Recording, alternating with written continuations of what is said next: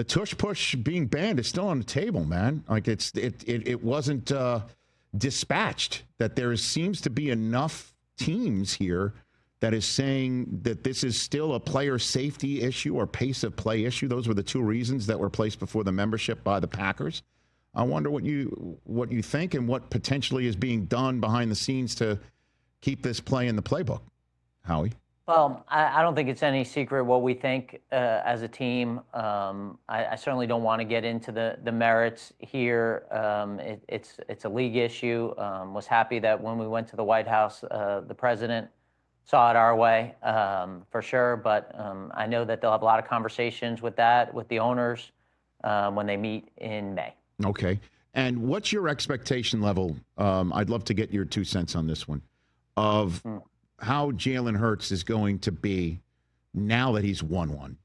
You know the difference, right, between winning one and what sort of confidence level you can get and how you can continue to lead in a certain way now that you've got one in the case. What do you think he's going to look like or come across like in a way now that he's got a trophy in the case together with you, Howie? Yeah, Jalen's had an unbelievable start to his career. Maybe one of the most process-oriented people I've ever met. And when you're that process-oriented, it doesn't change by success.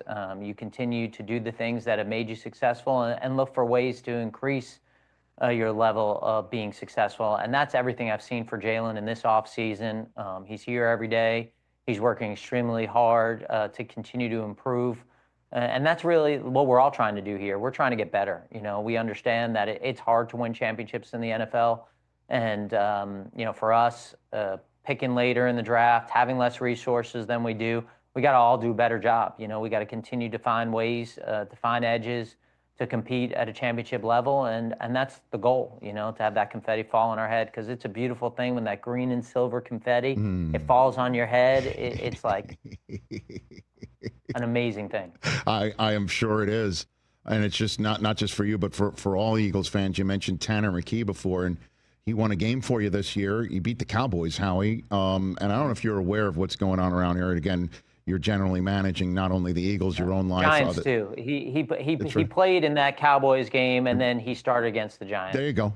Okay, just to, you know, I appreciate it. I don't want to be correcting you because you were great at what you do, but I thought it was important for Tanner to have that credit. I appreciate that. I don't know if you're aware, we have a Dallas Cowboy fan on the set here, my compadre TJ Jefferson, who has been clowned multiple times this past year by Philadelphia Eagle diehard Karl-Anthony Towns, Howie. Sent balloons to our set. He sent balloons to our set here, reminding TJ of the final score of the Eagles-Cowboys game, sending a bunch of roses, and the number of roses matched the points that you guys put up. He sent a mariachi band here to play Fly Eagles Fly for TJ.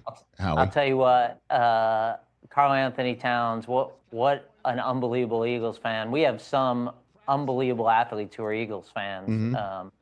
You know, on his own team, obviously he's got his point guard there, who's an unbelievable player, Jalen Brunson. That's right. You know, Mike Trout. That's right. I'm going to try to hire Mike Trout 15 years from now when he's done playing baseball. But we met after we won in 2017. I saw Karl-Anthony Towns in Indianapolis at our hotel.